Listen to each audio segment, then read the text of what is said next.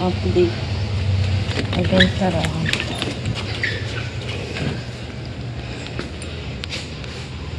Saan to? So, kaya lalagay ito?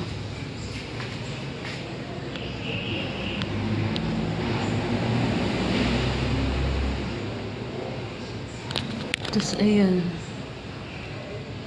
Napinturahan na yan.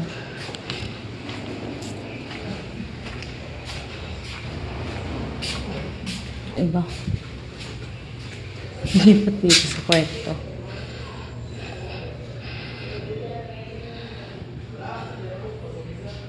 So, kaya nalagay yan?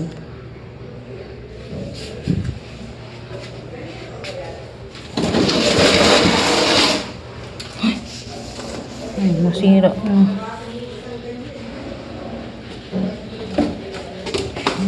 Yan lang pala yan.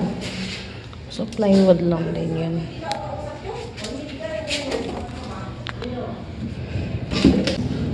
Nasira na siya. Tada! Yan ang update.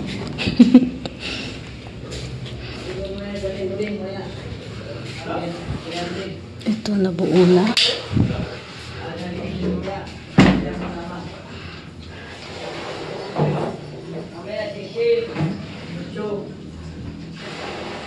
Hindi pa din siya.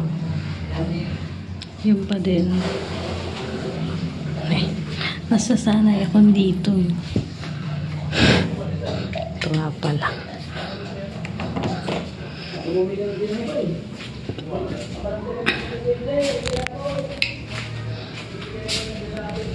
Ito kaya lalagay yan.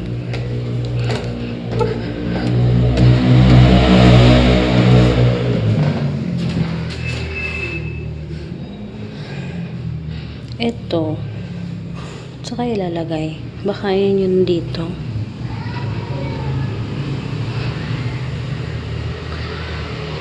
Pero sabi itutuloy na raw yan dun eh. Ewan ko kung ngayon na ba or hindi pa muna. Malulundok na siya.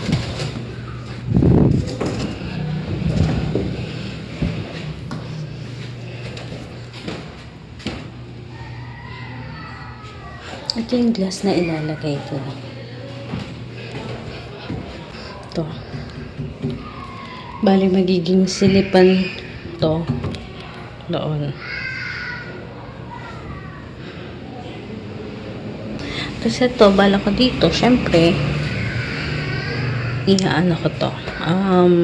Yung cortina. Kasabay ng cortina binili ko para sa baba. Yan, kukortinahan. Hindi ko alam kung ano nagagawa. Siguro nagdo-double coating na. Hindi ko lang pansin. Diba? Pero feeling ko mga kumakapal na yung mga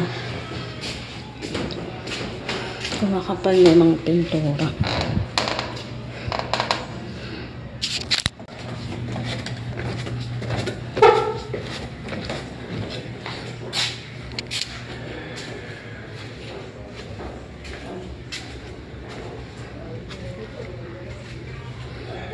Ito yung update.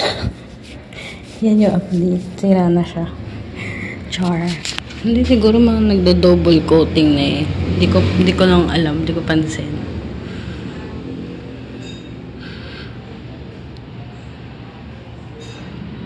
Yan. Tayo umuwi na. So, ayun ang update. Hindi ko lang pansin. Pero baka may na double coating na. Ito kaya para saan yan? Nakadikit.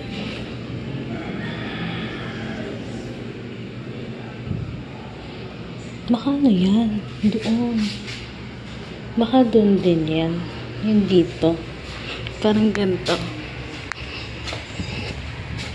Baka dito yan. Diyan. Hindi ko sure.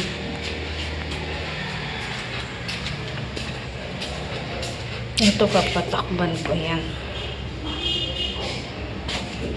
Yan, sa ilalim.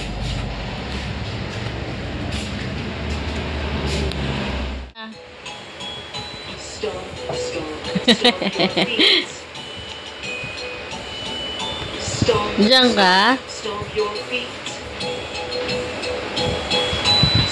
your feet with me.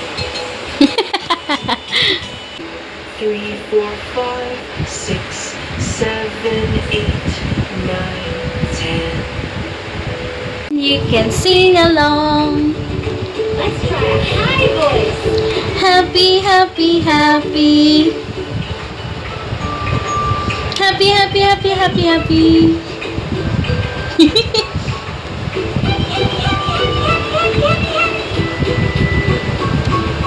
Happy, happy, happy, happy, happy. Ay, bayan, can you be happy? Ay, naku, nangulangot na po. Ay, naku, naku, naku.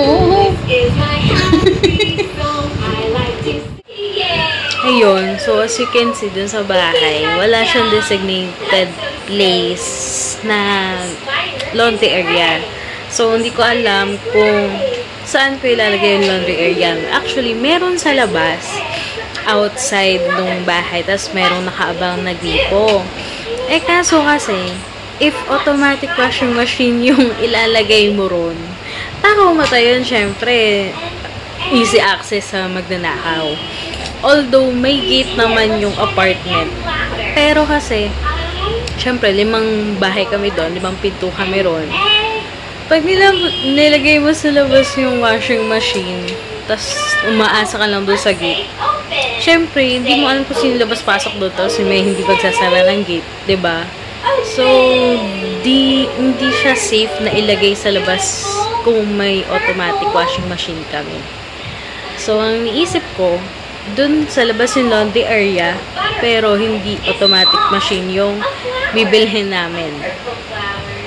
Yun naman din sinabi ko kay Lester eh. Sabi ko, kung wag na lang kaya kami mag-automatic na washing machine, yung mag-dual tab kami. Meron ako nakita nun sa Honduras.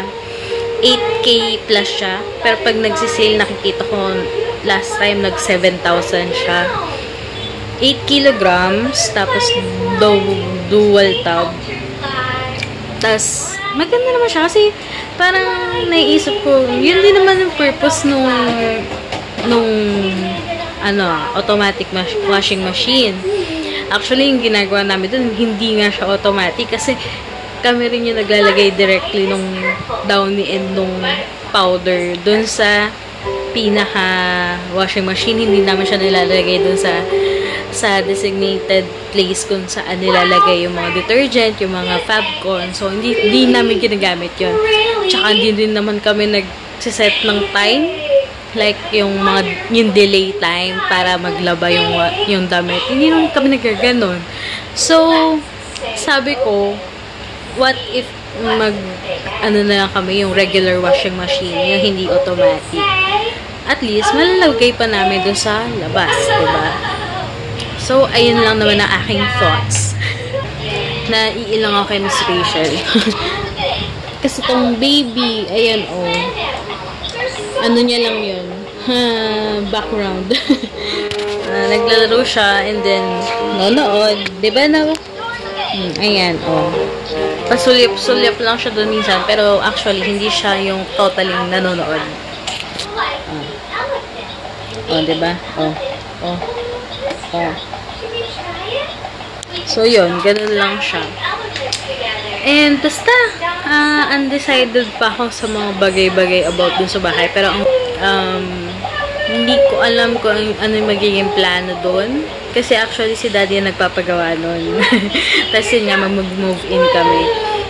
Tapos, yun, hindi ko sure yung if bubuuin na ba siya. Hindi na siya mezzanine.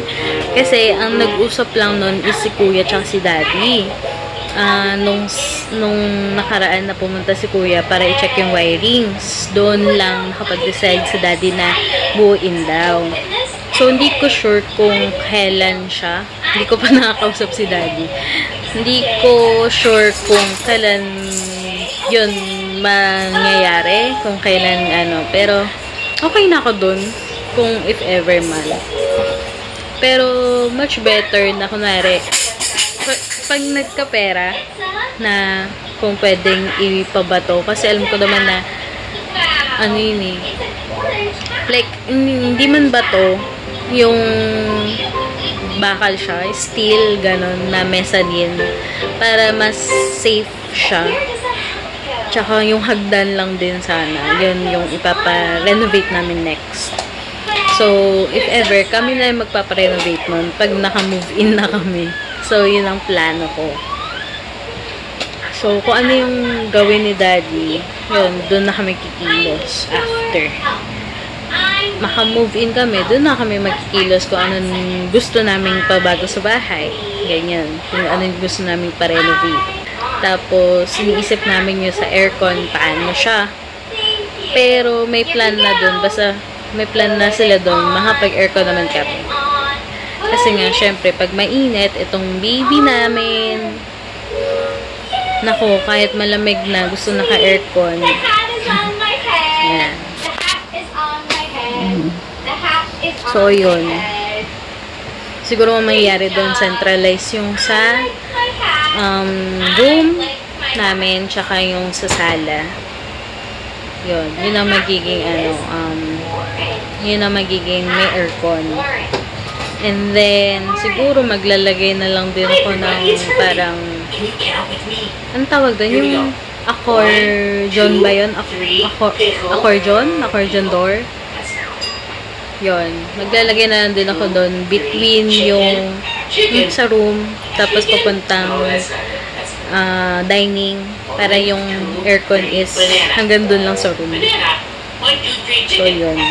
Tapos, as you can see, di ba yun sa dining, limited lang yung space, maliit lang yung space niya. So, ang ilalagay dun is 4-seater na table. I don't know if yung rectangular or square. Pero kasi, meron kaming table dito, square type siya, and monoblock siya. So, for now, yun na lang muna yung gagamitin namin. Kasi, pwede naman yun. Diba? So, pag nagpagawa mo ng bahay, hindi naman agad-agad na may pera ka para bumili ng lahat. Hindi naman kami mayaman. So, ayun. Unti-unti. Diba? Unti-unti. Tapos, yun ang, gagawin ko muna. Yung monoblock na 4-seater na square type.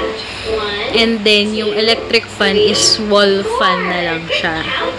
So, actually, may wall fan na kami. Kaso, nasira. Ipapagawa lang yun. Tapos, yun yung ikakabit doon. So, ayun.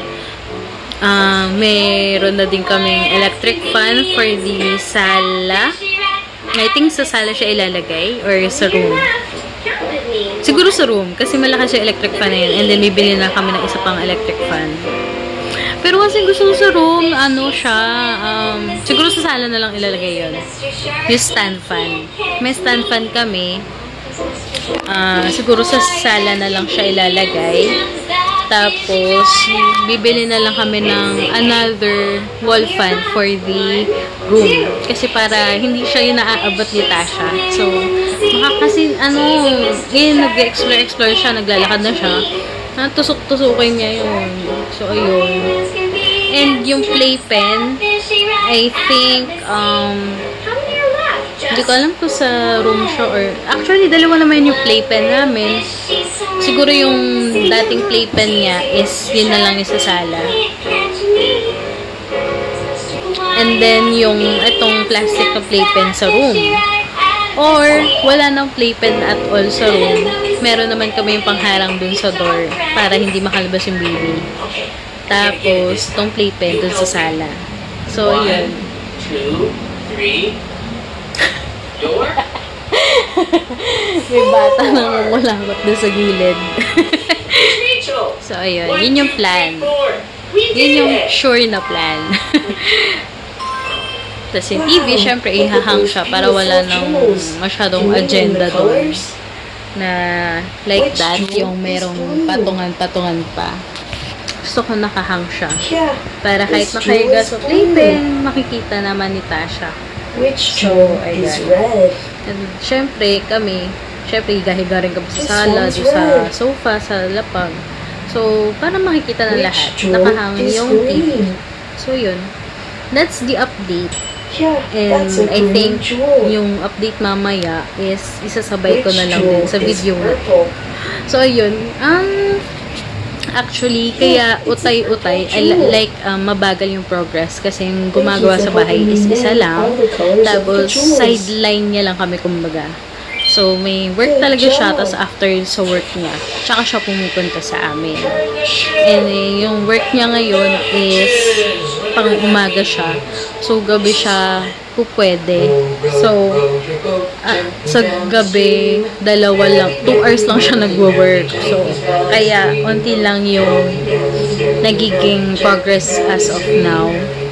Pero, alam ko, sa January, magiging pang-umaga na ulit siya sa work niya. I mean, pang-gabi siya ulit sa work niya. Kaya, sa January, matatapos niya na ulit yun. I mean, magiging mahaba na ulit yung progress. So, hindi naman kami nagmamadali.